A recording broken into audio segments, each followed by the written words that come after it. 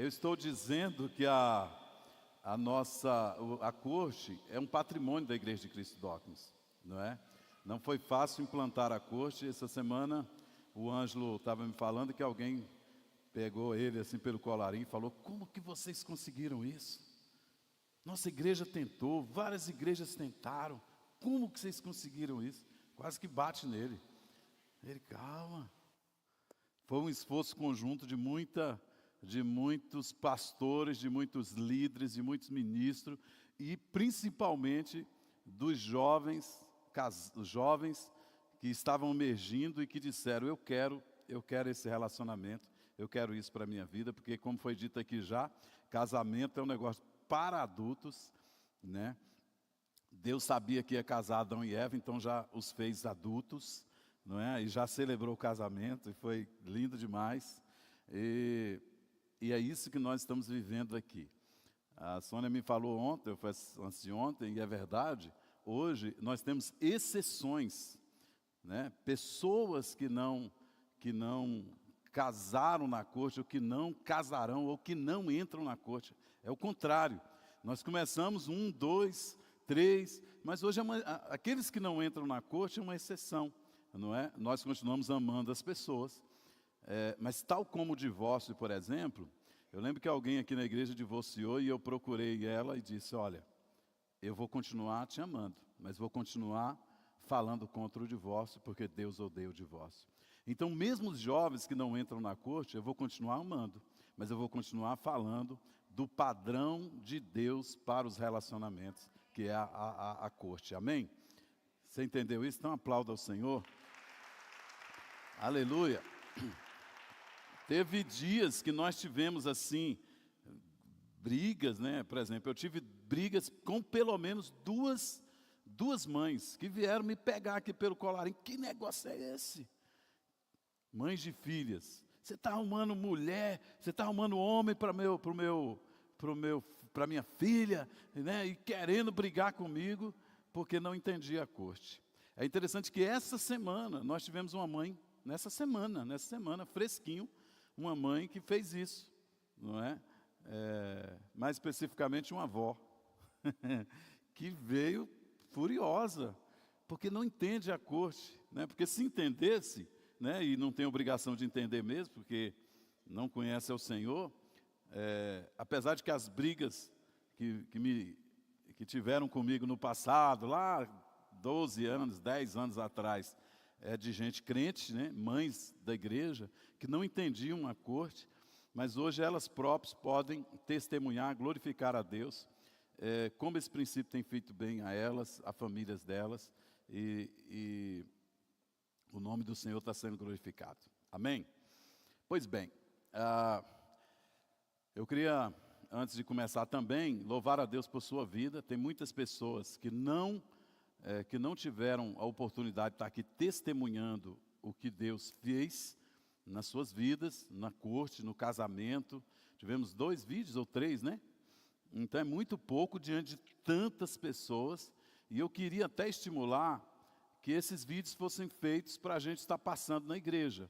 Até esses que foram feitos, melhorar no sentido de que, como você vai falar para a igreja, a gente está dentro aqui, todo mundo sabe do que se trata.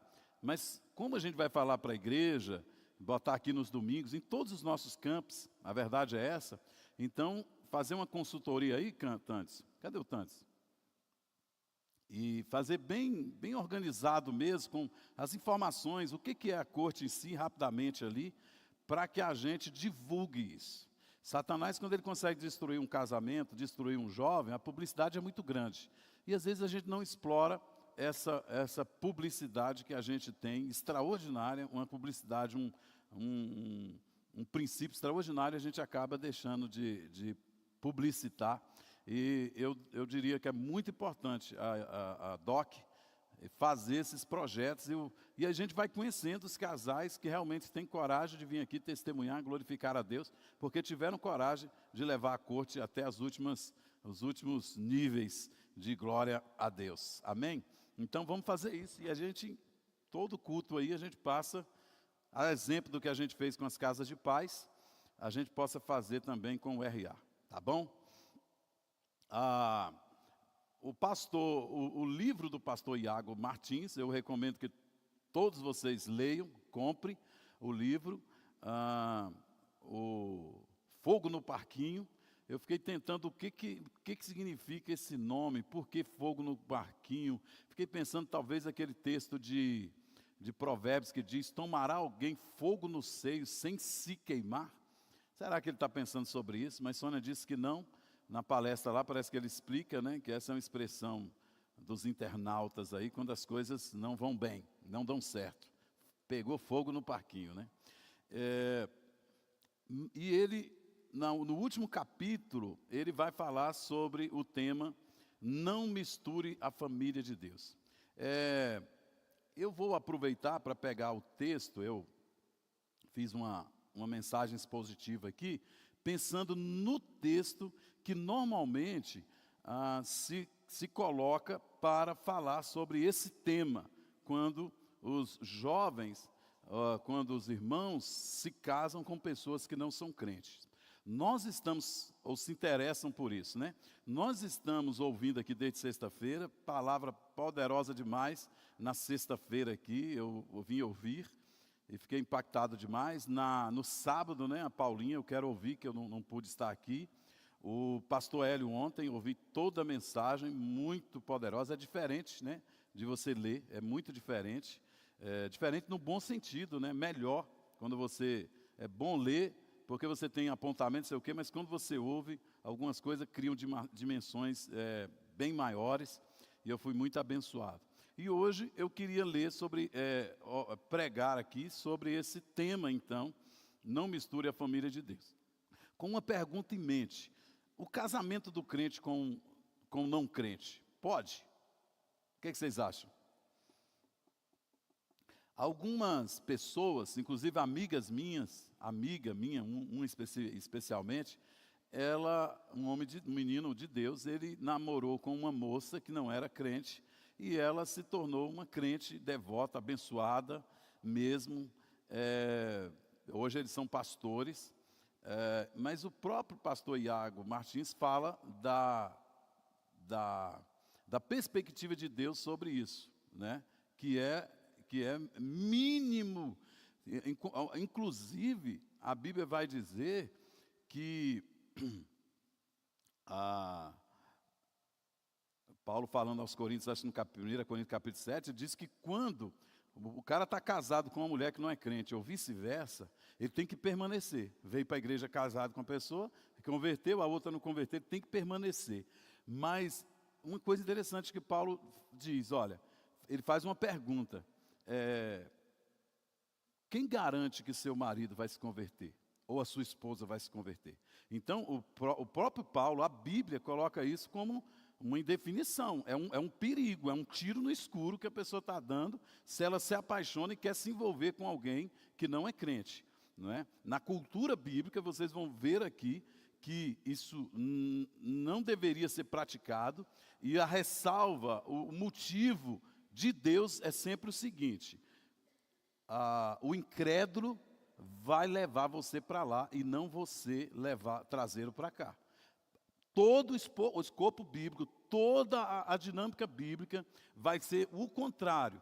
Olha, Deus falando para o seu povo, compreende que o povo de Deus não vai trazer o incrédulo para cá, não. É o contrário. É o incrédulo que vai levar a pessoa para lá. Quem disse isso é Deus. Mas isso está um pouco à frente, nós vamos continuar aqui. Agora são 10 horas e 7 minutos. Eu queria pregar no máximo umas 3 horas, não mais que isso. Tá bom? Vamos lá, abra sua Bíblia em 2 Coríntios, capítulo 6, versos 14 e 18. O texto sagrado está lá no telão, diz assim: não se põe em julgo desigual com descrentes, pois o que tem em comum a justiça e a maldade, ou que comunhão pode ter a luz com as trevas? Que harmonia entre Cristo e Belial? Que há de comum entre crentes e descrentes? Que acordo há entre o templo de Deus e o templo dos ídolos? Pois somos santuários de Deus, somos o santuário do Deus vivo. Como disse Deus: habitarei com eles, entre eles andarei, e entre eles andarei, serei o seu Deus, e eles serão o meu povo. Portanto, saiam do meio deles e separem-se, diz o Senhor, não toquem em coisas impuras, e eu os receberei. E serei seu pai, e vocês serão meus filhos e minhas filhas, diz o Senhor Todo-Poderoso. Palavra do Senhor. Pai, nós te louvamos e esperamos que o Senhor fale conosco por sua graça, sua misericórdia, inteiramente é assim que estamos esperando te ouvir a voz. Em nome de Jesus, amém. Fala assim, fala, Senhor, que o teu servo ouve. Meus irmãos, na vida cristã há relacionamentos que temos que cultivar. Na vida cristã há relacionamentos que a gente precisa reforçar. Na vida cristã há relacionamentos que a gente precisa melhorar. Na vida cristã há relacionamentos que a gente precisa aprimorar. Enquanto que na vida cristã há outros relacionamentos que a gente deve desestimular. Há outros relacionamentos que a gente deve deixar. Relacionamentos que a gente deve abandonar. Nesse texto em que lemos, Paulo está claramente falando de uma exigência de Deus para conosco. Que exigência é essa? Não podemos entrar em aliança com pessoas que não carregam o mesmo jugo que nós. Não podemos entrar em jugo desigual. Para que você entenda o que é jugo desigual, eu queria ler com você Mateus capítulo 11, verso 29 e 30, onde Jesus diz: tomem sobre vocês o meu jugo e aprendam de mim, pois eu sou manso e humilde de coração, e vocês encontrarão descanso para suas almas, pois o meu jugo é suave e o meu fardo é leve. Meus irmãos, no tempo de Jesus existiam muitos rabis, muitos mestres conceituados, mestres da lei, e cada um desses mestres tinha as suas doutrinas, cada um desses mestres tinha o seu compêndio de regra, de fé, de prática, e aquilo normalmente era muito rígido, aquilo era muito pesado, mas algumas pessoas se encaixavam. Para vocês terem uma ideia, um discípulo de um mestre é um talmidim, é um discípulo, é um aluno que andava com ele, que estava perto dele ao ponto de comer um pouco da poeira que ele fazia ao levantar os seus pés enquanto caminhava. Então ele tinha que estar nesse nível de aproximação. O negócio era tão sério que um garoto, aos 6 anos, ele já ia para essa relação. Por isso que a gente às vezes não se escandaliza de Samuel, com 6 anos talvez já está na casa do Senhor ministrando. Então o garoto com 6 anos ele já começava a aprender e decorar a Torá, não é? E com 10 anos, paz meus irmãos, ele já sabia a Torá de cor. Veja, Esté, às vezes a gente não consegue decorar um versículo bíblico. Os meninos em Israel, aqueles meninos extraordinários, aqueles talmidins extraordinários, eles aos 10 anos já tinham a Torá de cor. E é interessante que aos 12 anos de idade, um talmidim, ele já tinha toda a escritura gravada em sua mente, copiada, formatada, ele já sabia falar aquilo quando o rabi perguntasse a ele. Aos 14 anos, um talmidim já estava no templo discutindo, tratando, conversando. É tanto que quando a gente encontra em Lucas, Jesus, aos 12 anos de idade, tratando com os mestres da lei, discutindo com eles ficaram estarrecidos. Eles ficaram maravilhados. Uai, nunca vimos um talmidim como esse? Gente, nós estamos falando de talmidim espetaculares. Meninos extraordinários, meninos incríveis, mas quando eles encontram com Jesus, eles ficam maravilhados, como quem diz, não tínhamos encontrado ainda uma pessoa, um garoto, quem é o seu rabi? Talvez eles estavam perguntando, porque era realmente muito difícil, somente os meninos extraordinários conseguiam conviver com aquele jugo, com aquele compêndio de doutrinas, de regras e práticas, e somente pessoas muito especiais, não é? Só estavam naquele discipulado. E é interessante, queridos, que existia na época em Israel, não é, nos tempos de Jesus, 2 rabinos muito conhecidos, famosos chamados Hileu e Shammai. Eles eram muito famosos, as pessoas queriam estar com eles, mas eram os discipulados mais difíceis, mais duros, não é? E é nesse contexto, meus irmãos, que Jesus chega e diz: tomem sobre vocês o meu jugo, aprendam de mim, pois eu sou manso e humilde de coração, e vocês encontrarão descansos para as vossas almas. Pois o meu jugo, ao contrário do jugo de Shammai, o meu jugo é suave, o meu jugo é leve. Enquanto para ser discípulo desse Hileu, para ser discípulo de Shammai, teriam que ser pessoas extraordinárias. Jesus está chamando pessoas comuns, pessoas simples, que podiam entrar, porque a maior carga quem deveria carregar é a ele. Mas essas práticas, essas doutrinas, também eram, irmãos, o jugo de cada jovem daquele, ou de cada pessoa que entrava naquele discipulado. Jesus disse: olha, eu tenho um jugo para você, mas fique calmo, o jugo é leve. Eu vi o pastor Hélio pregando aqui, eu fiquei imaginando esse texto, porque o pastor Hélio, por algumas vezes, está quase pedindo desculpa por estar colocando vocês nesse jugo. Mas sabe o que Jesus está dizendo a respeito desse jugo? Esse jugo da sua mocidade, esse jugo da corte, ele é leve e ele é suave. Amém? Quantos podem dar um amém sobre isso, irmãos? Gente, esse jugo é leve, é suave. Por quê? Porque os rabis da época, eles botavam aquelas cargas super poderosas, super pesadas sobre os meninos, mas eles, diz o texto sagrado, Jesus diz, que eles nem com o dedo queriam tocar naquilo, queriam mexer, mas Jesus não, mais do que dedo. Jesus entregou a sua vida, Jesus subiu naquele madeiro, pagou todo o preço, todo o escrito de dívida que era contra nós, ele se fez pobre para que nós nos tornássemos ricos. Ele assumiu a nossa carga, ele assumiu o nosso jugo, a parte mais pesada disso ele pegou, ele carregou, e agora, amado, eu e você, todos nós podemos viver esse jugo sim. Nós não vamos conseguir viver esse jugo se nós não nos colocar na presença dele, se nós não a seguirmos, como diz o texto de Marcos capítulo 8, que citei ali agora, sabe? Crer em Jesus, segui-lo, tomar a cruz, negar a si mesmo, aí você vai ver que você vai conseguir. E você vai levar isso numa leveza, numa capacidade, porque quando você terminar, você vai dizer: foi o Senhor que me sustentou, foi o Senhor que segurou a minha vida. E agora você poderá vir aqui, como fez o Felipe aqui agora, e testemunhar do que Deus fez na sua vida. O que Jesus está dizendo que esses princípios, essas doutrinas, esses valores que você se compromete hoje pela corte, é leve, é possível a você. Que você tem um mestre em sua vida, que você tem modelo, que você tem guia.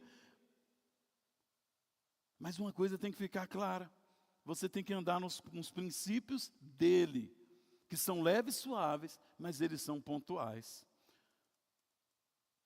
A gente não pode... Paulo está dizendo aqui que a gente não pode entrar em jugo, esse compêndio de princípios, de regras, de práticas, não é? De mandamentos, de preceitos, de direções, com gente que não crê, com gente que não está aos pés da cruz, com gente que não está no mesmo jugo. Por isso, você vai ver essa expressão, jugo desigual. Se você botar na internet lá, o que é jugo desigual? Vai aparecer um monte de gente pregando, falando o que é jugo desigual. Essa é uma expressão antiga que nós, na igreja, usávamos muito, mas ele foi se perdendo. Então, hoje, é interessante que nós falemos sobre esse tema aqui. O verso 14 diz: não se ponham em jugo desigual com um descrente. O jugo do descrente não é o nosso jugo. O nosso jugo é leve, o nosso jugo é suave.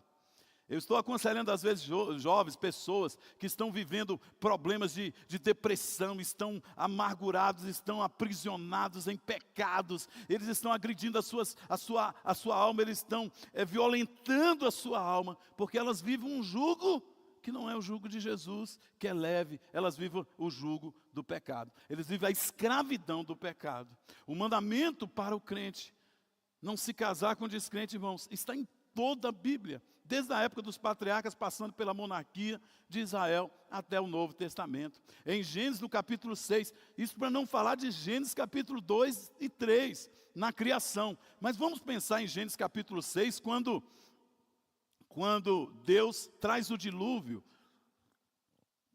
E um dos motivos que Deus traz o dilúvio é por quê? Porque os filhos dos homens viram as mulheres, os filhos de Deus viram as filhas dos homens, mulheres bonitas, mulheres belas, né? Mas Provérbios vai dizer que é vã a formosura e a beleza, mas eles viram as mulheres, as filhas dos homens, os filhos de Deus, claramente uma referência aos filhos de Sete, e os filhos dos homens aos filhos de Caim, aos filhos de Sete, gente que tem compromisso com Deus, gente que tem compromisso com a palavra de Deus, que tem discipulado com Deus, os filhos de Sete, a linhagem que vai chegar em Abraão, que vai chegar no Davi, que vai chegar no Messias, certo? Mas os filhos de Deus veem as mulheres do mundo, e eles então entram essas mulheres, casam com essas mulheres, aí você sabe o que acontece, a corrupção, ela passa a ser generalizada. Deveria ser o contrário, quando os filhos dos homens, os filhos de Deus entram, casam com as filhas dos homens, aí eles chegam lá, ganham essas mulheres para Jesus, o mundo torna uma maravilha, amém? Mas não, o que aconteceu foi o contrário, foi o que eu disse para vocês. Na perspectiva bíblica, quando nós nos casamos com pessoas do mundo, elas acabam nos levando para lá. Elas acabam nos conduzindo a uma cultura diabólica, maligna, idólatra, que não honra o Senhor, o nosso Deus. Não é? Então, em Gênesis capítulo 6, o que a gente percebe é que os filhos dos homens, os filhos de Deus, se casam com as filhas dos homens, e a consequência foi corrupção generalizada, e Deus não teve outro jeito, eu vou ter que destruir o gênero humano, eu vou ter que matar a todos. Isso é sério. Isso é muito sério. Em Gênesis capítulo 24, quando Abraão, depois de ser chamado e tal, ter o seu filho Isaque, enfim, ele manda um servo dele, não é?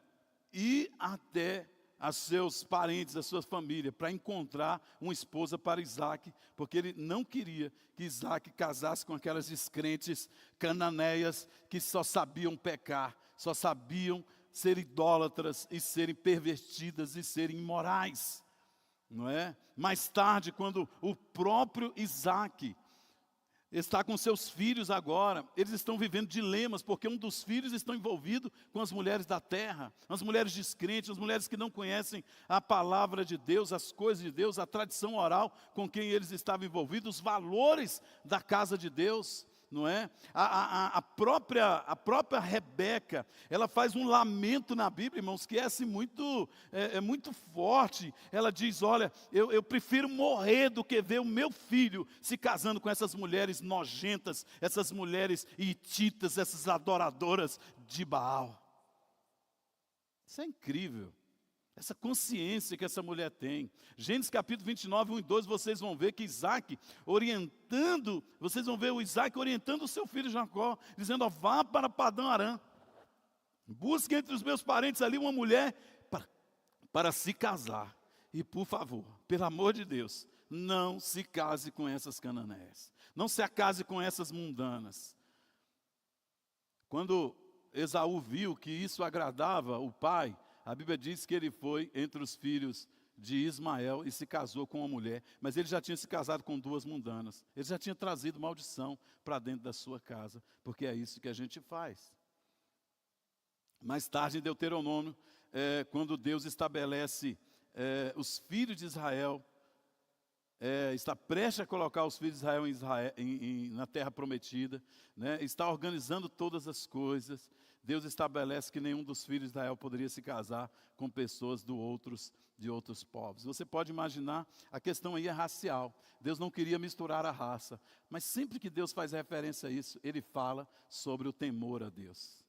Esses povos não têm temor a Deus. Esses povos não me honram. Esses povos não querem saber de mim, né? E tanto é verdade que você encontra mulheres como Raabe, a própria Ruth, né?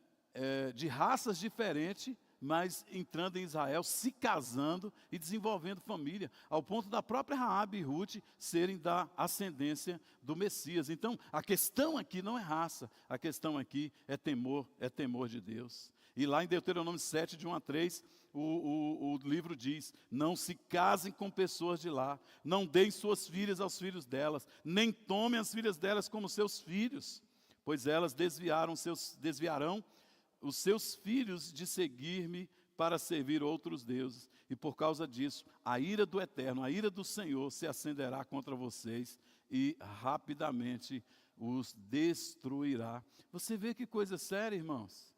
Não, pastor, é só eu amo ela. Ela me ama. E você está vendo que é desgraçaiada que pode criar um trem desse? Né? A geração que pode ascender a partir disso. Como disse aqui no início, a tese era que, ao invés dos crentes converterem, os não crentes, seria os não crentes que iria desviar os servos do Senhor.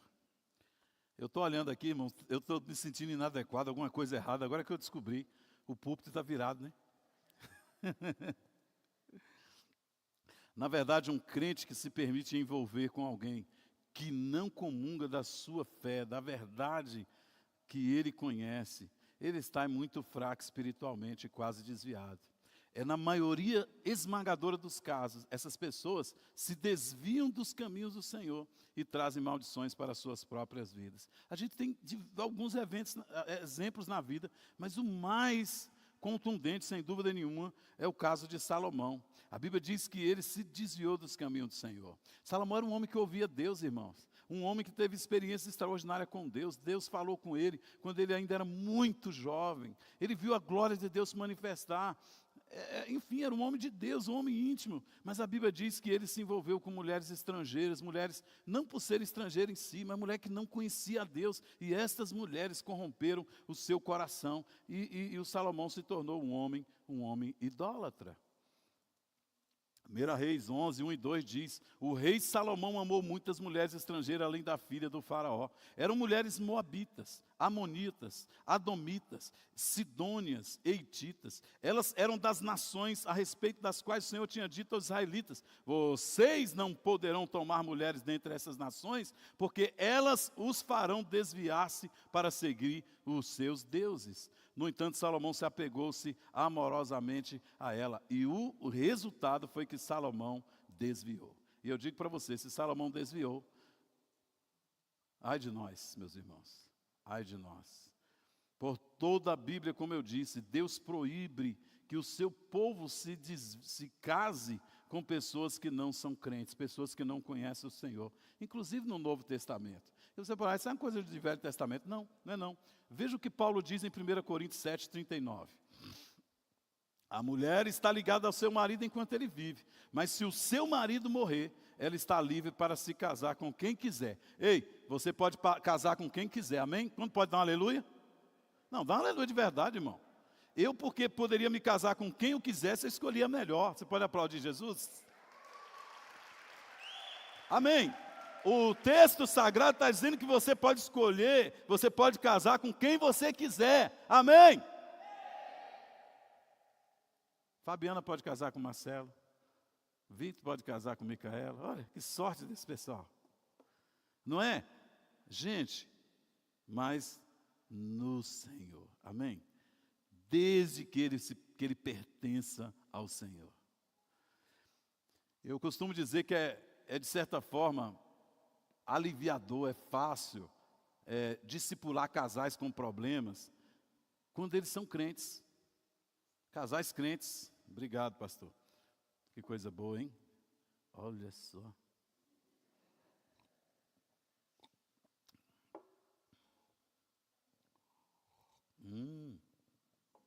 Casais crentes, não é que eles não têm problema não, mas é fácil. É só botar a cruz, não é? Eles se resolvem rápido. Veja a clareza desse texto, irmão. Uma mulher ou um homem viúvo, ele pode escolher uma pessoa para se casar, mas desde que seja um servo do Senhor. Pode ter certeza que esse é um padrão também para os solteiros.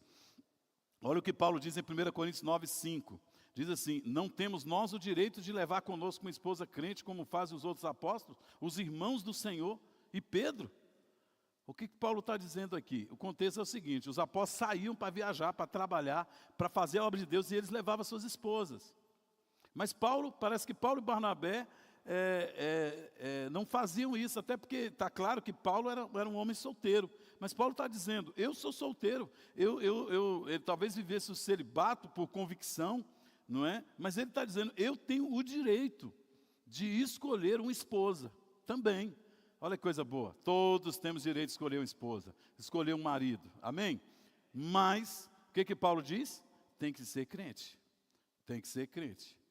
Eu posso, como os demais apóstolos. Você pode escolher, meu irmão, você que está aqui, uma esposa. Como as pessoas que vieram aqui testemunhar, escolheram.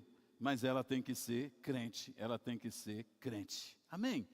Então, portanto, meus irmãos, está muito claro na Bíblia que o jugo desigual é pecado. Diga comigo: o jugo desigual é pecado. A proibição do jugo desigual é um mandamento do Senhor para todos os que servem ao Senhor, desde Gênesis até Apocalipse. Os crentes estão livres para se casar desde que sejam no Senhor, com alguém que tema o Senhor. Amém? Então, essa é a primeira parte da mensagem que é importante a gente entender. Para a segunda, nesse texto que nós lemos, Paulo usa a figura do jugo, a figura da carga para nos ensinar essa verdade bíblica, e seria interessante a gente saber o que é jugo, o que é saber o que é essa canga, né? Que era um instrumento de madeira usado pelos os agricultores, enfim. Então era colocado sobre os ombros, sobre o pescoço de dois animais. Esse aparelho ficava sobre o pescoço dos animais, como você vê na imagem aí, para que eles pudessem trabalhar juntos, não é, no ambiente rural. Deixa eu dizer algo para você. Está muito associado a essa coisa, porque existe um jugo, amém? Como falei no início, dos talmidins. Existe você tem doutrina, você tem preceito, você tem princípios para você viver na sua vida, amém? Você tem que fazer isso com alguém compatível a você, porque você tem também uma missão, como esses bois aí, para você fazer. Você tem um propósito para desenvolver. Você tem um desígnio em Deus. E Deus colocou uma pessoa, a ideia, Deus vai colocar uma pessoa diante de você. A gente diz na corte que a gente está reservado, não é? Então, a dupla de animais teria que ser da mesma espécie, do mesmo tamanho, de uma relatividade e capacidade mesma. A ideia do jugo desigual, irmãos, seria aqui algo desnivelado, desalinhado, diferente. Paulo está pensando talvez em Deuteronômio capítulo 22, verso 10, onde Deus proíbe que o boi fosse colocado para trabalhar, por exemplo, com um jumento. Não é? Segundo essa imagem aí. Então, esse é um trem que não dá certo. Já pensou? Você indo para a igreja com uma jumenta. Pensa aí. Está sobre o seu pescoço, você indo para a igreja com um jumento. Não é? Imagine aí. Agora, toda vez que alguém inventar de se envolver com uma pessoa mundana aqui na igreja, nós vamos ficar, ixi, vai lá o meu irmão com a jumenta dele. Vai lá a irmã com o jumento dele. Né? Então, esse jugo não é de Deus, meu amigo. Não dá certo, tá aí, ó. Está vendo um negócio desalinhado, um negócio descambenhado. Não dá, jumento tem que ficar com jumenta. Boi com boi, até porque, irmãos, o boi é um bicho puro na lei cerimonial de Deus. E o jumento é um bicho impuro dentro do escopo da lei cerimonial. Então tinha que ser animais de espécie diferente, não podiam ser utilizados, não podiam ser compartilhados, eles não podiam compartilhar a mesma carga. Eles não podiam cruzarem, né, o que os veterinários chamam de promiscuidade animal. Então eles não podiam se envolver sexualmente, nem os animais, né, podiam, não é? Então, com a figura do jugo, Paulo está dizendo que existem certas coisas que são essencialmente distintas e contrárias, irmãos. A gente tem que ver isso, a gente já tem idade para ver isso. Paulo está dizendo que com o jugo há coisas fundamentalmente incompatíveis. São coisas claramente antagônicas. Se tem uma coisa que é antagônica, é você andando de mão dada com o jumento, ou você andando de mão dada com a jumentinha. Coisas que não se harmonizam, coisas que não podem ser associadas, coisas que, se insistirmos em associá-las, vai dar ruim. Vai dar ruim, o negócio vai ficar feio, certo? Esse texto está falando da falta de congruência ou de conformidade entre os valores e princípios da vida de um crente, da vida cristã e a vida de uma pessoa que não conhece a Deus. Ao ler esse texto de novo, queria que você me acompanhasse no verso 14 lá de 2 Coríntios capítulo 6, diz: não se põe em julgo desigual com o descrente, pois o que tem em comum a justiça com a maldade? Respondam, o que tem em comum a justiça com a maldade? Não está bom. Vamos lá. Aliás, vamos ler, daqui a pouco vocês vão responder. Que comunhão pode ter entre a luz e as trevas? Que harmonia entre Cristo e Belial? Que há de comum entre o crente e o descrente? Que acordo pode haver entre o templo de Deus e o templo dos ídolos? Pois somos santuários do Senhor. Portanto, saiam do meio deles e separem-se, diz o Senhor. Não toquem em coisas impuras, eu os receberei, se assim for. Eu sou o pai de vocês, vocês são meus filhos, diz o Senhor, o Todo-Poderoso. O que Paulo faz aqui, meus irmãos, nesse texto, são 5 perguntas que devem ser respondidas com um sonoro não, por todos nós que servimos a Deus. E eu vou perguntar e vocês agora vão responder com um sonoro não. Amém? Vamos lá? Existe algum acordo entre a justiça e a maldade?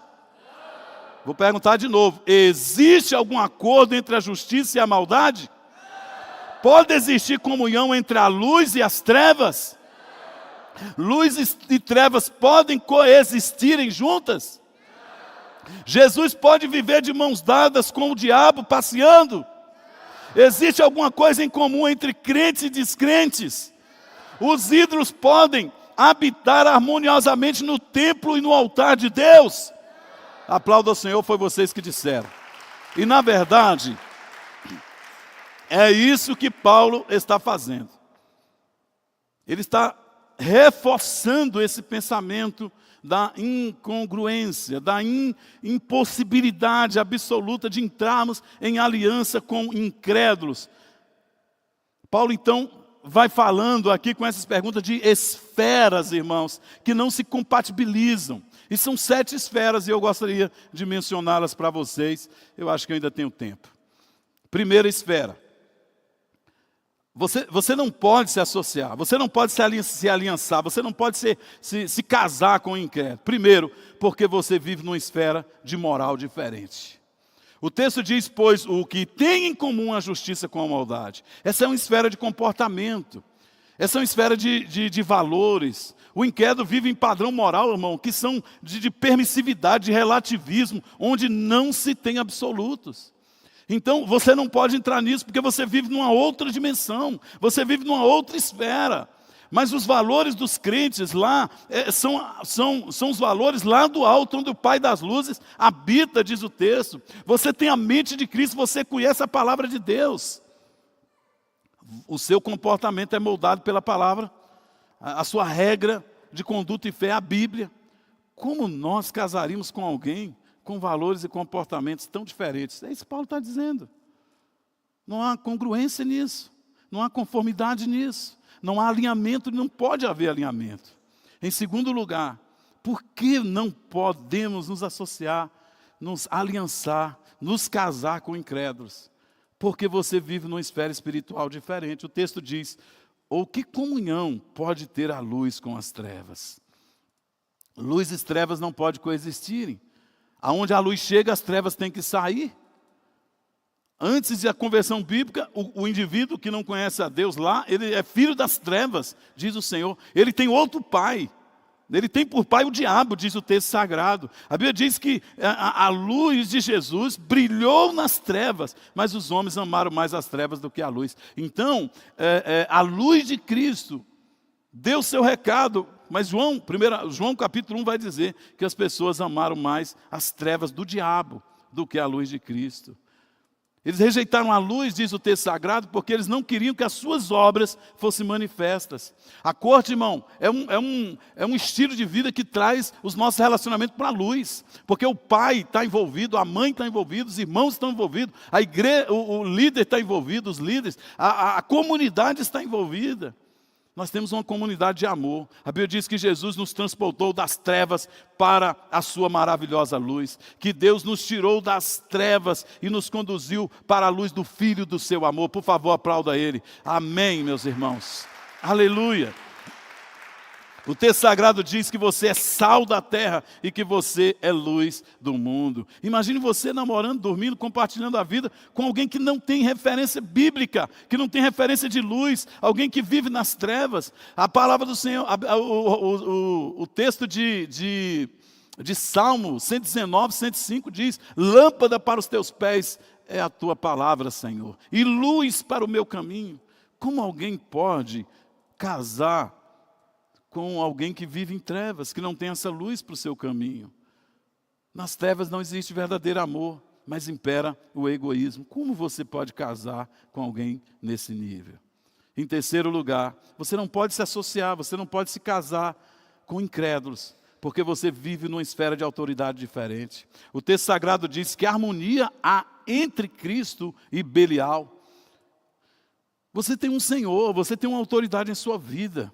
Os ímpios têm outra autoridade na vida deles, que é o príncipe desse século, que é o maligno. A Bíblia diz que o mundo jaz no maligno, a Bíblia diz que ninguém pode servir dois senhores. O crente está debaixo de autoridade de Cristo, e ele se deleita em obedecer a Cristo. Mas o incrédulo, meu irmão, a Bíblia diz que ele é filho da ira, e é governado pelo príncipe das potestades do ar, o príncipe deste mundo.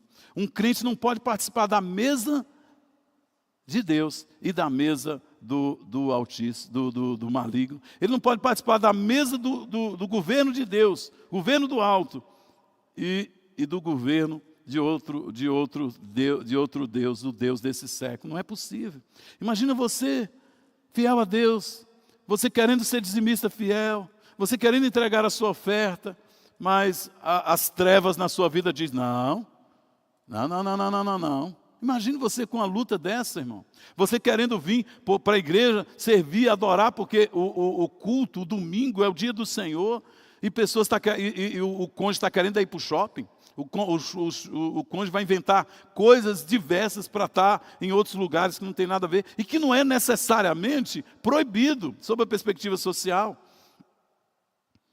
Como você se casaria com alguém assim? Imagine você querendo ser fiel ao Senhor, sabe? Você querendo fazer propósitos de oração, de jejum, mas você não pode, porque você vive. A pessoa não entende isso, ela está sobre outra autoridade. Como você se casaria com alguém que é dono de si mesmo?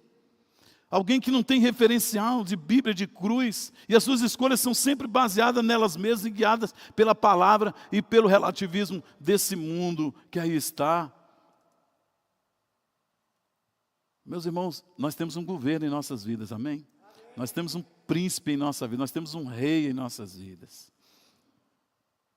Você não pode se associar, se aliançar, se casar com o incrédulo, em quarto lugar, porque você vive numa esfera de fé diferente. O texto sagrado diz que há de comum entre crente e descrente. Você é um homem de fé, você discerne tudo pela fé, você não se move por vista, você se move pelo sobrenatural de Deus. Você crê que Deus existe e que é galardoador daqueles que o buscam, como diz o texto de Hebreus, porque sem fé é impossível agradar a Deus. Quando a chuva, os ventos virem até a sua casa, em quem você vai confiar? A Bíblia diz que quando veio aquele vendaval no barco onde Jonas estava, ele disse: me joga fora que tudo vai passar. Como é que você vai jogar o seu cônjuge fora? Quando chegar o domingo, para onde vocês irão? Quando chegar a dificuldade, em quem vocês crerão? Em quem que vocês vão confiar? Em quinto lugar, meu irmão, você não pode se associar, você não pode se aliançar, se casar com incrédulos. porque você vive numa outra atmosfera, uma outra esfera de adoração. O texto sagrado diz que que acordo há entre o templo de Deus e os ídolos, pois somos santuários do Deus vivo, como disse Deus, habitarei com eles e entre eles andarei, serei o seu Deus e eles serão o meu povo. É interessante, Deus diz para o povo de Israel, que o povo de Israel quando estava no deserto por 40 anos, 2 milhões de pessoas ou mais, quando eles fossem defecar, eles tinham que ter um instrumentozinho, uma vara, eles então cavavam, jogava as fezes ali e enterrava. Por quê? Por quê? Por quê? Por que Deus manda fazer isso? Hã? Porque Deus andava no deserto. Deus andava no arraial. Aí eu fico pensando, meu irmão, a sua casa cheia de bosta. E Deus não pode pisar, Deus não pode andar lá, cheio de sujeira, porque você casou com um ímpio. Onde não há arrependimento, onde não há remissão, onde não há arrependimento. Onde não se volta atrás, onde não se humilha, onde não se conhece, onde não há adoração genuína e verdadeira. Deus diz, habitarei com eles, entre eles, andarei, serei o seu Deus e eles serão o meu povo. Você é um adorador do Deus vivo. Você adora um espírito, você adora em espírito e em verdade, como diz o texto de João. Amém, queridos? Você é um adorador, o seu corpo é o templo do Espírito Santo, o templo do Deus vivo. Você é um adorador de Deus. Amém? Mas morar na mesma casa, dormir na mesma cama com alguém que adora ídolos, que tem boca, mas não fala, que tem mãos, mas não apalpa, tem pés, mas não andam. Você perceberá que o Deus da pessoa que não conhece a Deus são muitas coisas. Às vezes o dinheiro, às vezes a carreira, os bens, suas conquistas profissionais, sei lá. Mas o crente, o homem que conhece a Deus, o jovem que conhece a Deus, a mulher que conhece a Deus, ele diz, como disse Abacuque, ainda que a figueira não floresça, o produto da oliveira minta, a malhada seja arrebatada do curral, nos dias de luta, eu farei menção do meu Deus, a Ele eu bendirei, a Ele eu servirei de todo o meu coração. Meus irmãos, nós temos uma adoração diferente, porque o nosso Deus é um Deus diferente. Ele, na verdade, é o único Deus, diz a palavra do Senhor. Por quê? A gente não pode se associar. Por que a gente não pode se casar com incrédulos? Porque você vive numa esfera de santidade diferente. A palavra santo quer dizer separação, separado. Portanto, saia do meio deles, separem-se, diz o Senhor, não toquem coisas impuras e eu os receberei. Você foi separado para o Senhor. O texto de Hebreus, acho que no capítulo 12, não tenho certeza, talvez o verso 14 diz que a gente tem que seguir a paz com todos e a santificação sem a qual ninguém verá a Deus. Você foi separado para o Senhor, você foi marcado pelo sangue do Cordeiro, você foi lavado e comprado pelo sangue do Cordeiro, você tem a marca do sangue na sua vida, amém? Diga para o irmão que está do seu lado, você tem a marca do sangue, irmão, amém? Você tem a marca do sangue, a marca da conquista. Agora, se você se casar com alguém que não conhece o Senhor, você terá que passar a vida tentando administrar isso, administrar o pecado, diversos pecados dentro da sua própria casa.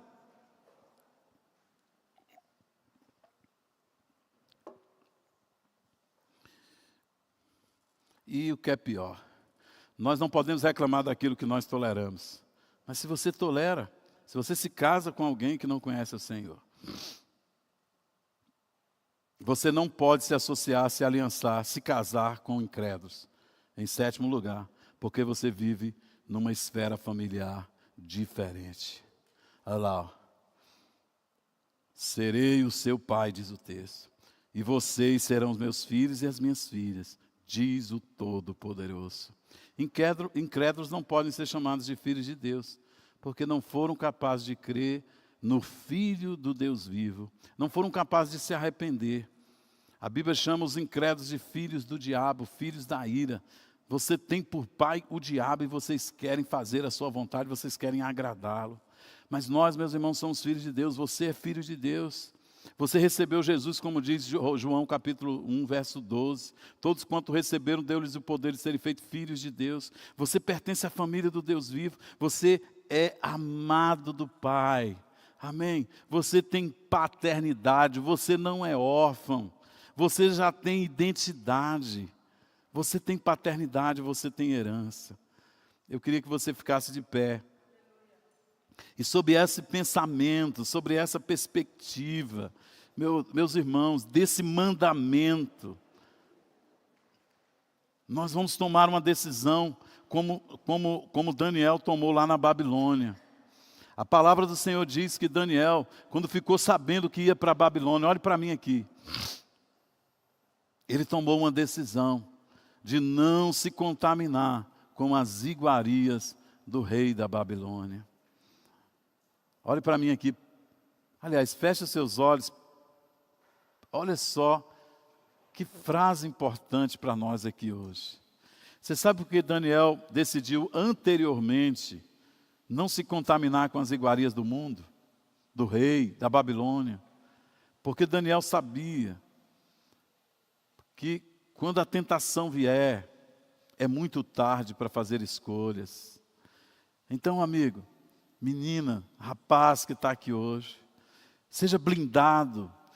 Você só pode, as suas carências só podem ser supridas no Senhor. Nem mesmo um lorde, um príncipe, servo do Senhor, poderá suprir todas as suas necessidades, garota.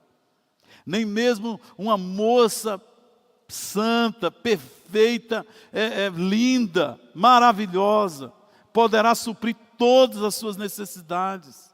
Só quem pode fazer isso é o Senhor. Sabe? Só quem pode fazer isso é o Senhor. Então você anteriormente, hoje aqui, você tem que tomar essa decisão. Para que você não se envolva, para que você não se apaixone, para que você não tenha sentimentos como Salomão e permita que pessoas roubem o seu coração de Deus. Não pense que todo mundo que está frequentando as reuniões da igreja é irmão, que é da família espiritual, é outra coisa que você tem que entender.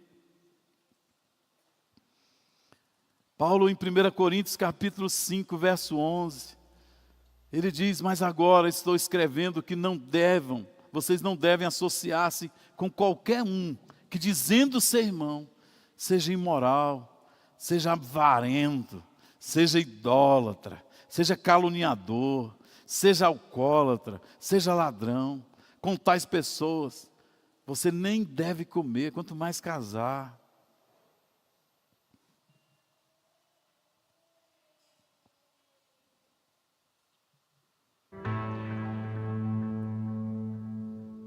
Sabe, irmãos,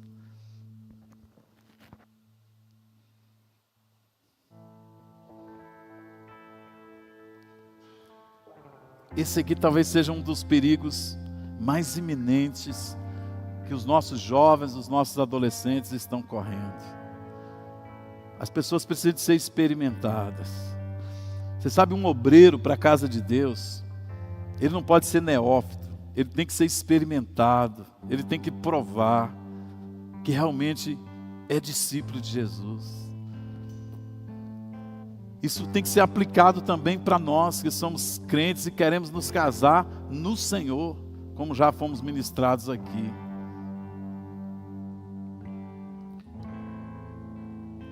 Mas a gente não pode se precipitar, lançar mão precipitadamente. Eu estava conversando, fazendo gabinetes com pessoas aqui na igreja. E aí tem umas pessoas lindas demais que me chamaram tanta atenção. Tem uma irmã, por exemplo, que ela, por 2 vezes, se apaixonou por pessoas na igreja. Jovem que se apaixonou por pessoas na igreja. Mas mesmo apaixonadas, elas decidiram romper com aquela... Alguns casos, era ainda uma possibilidade. Elas decidiram romper, você sabe por quê?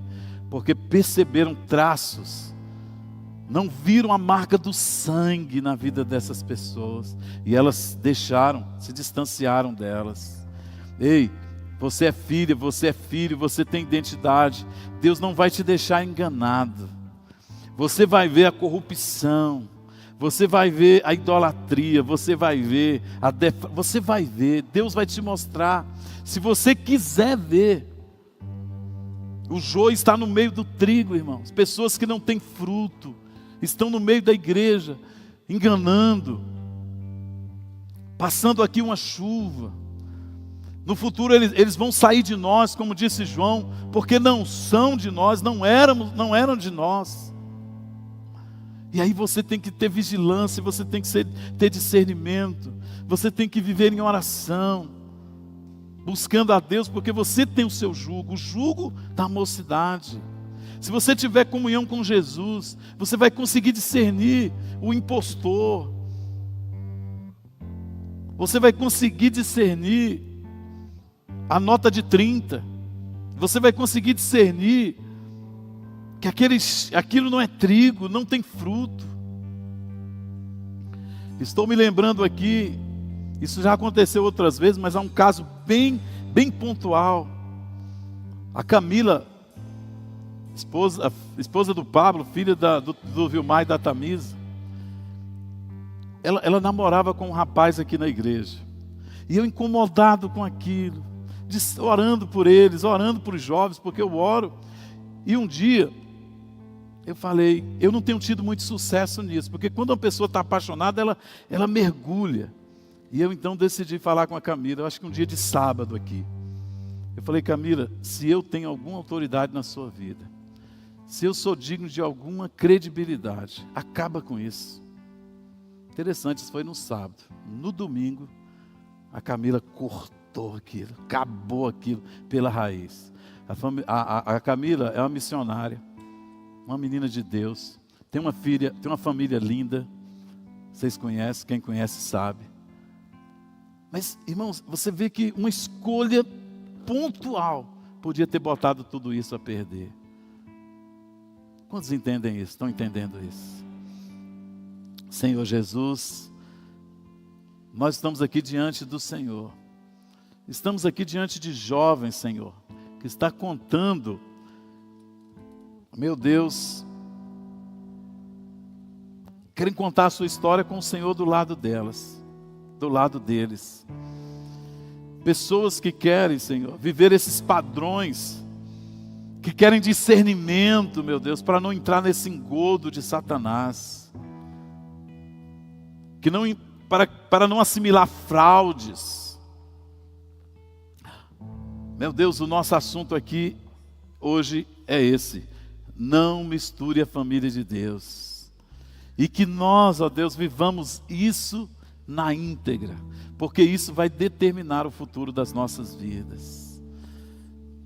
Pai, nós tomamos a autoridade do Teu nome, Senhor, em nome de Jesus, e pedimos, Senhor, guarda o coração desses jovens, guarda o coração desses meninos, guarda o coração, Senhor Jesus, desses adolescentes, para que eles vivam essa verdade, para que eles vivam essa verdade, Senhor, de maneira profunda, de maneira tremenda. Assim como eles cantam, assim como eles exaltam o Senhor na igreja, nas reuniões, eles possam viver essa ousadia lá no mundo, lá na escola, em outros lugares, para viver o jugo igual que o Senhor tem para a vida delas. Levante as mãos assim em nome de Jesus. Eu me apaixono. Corra com o Senhor, se apaixone pelo Senhor, e você vai saber discernir. Outros amores,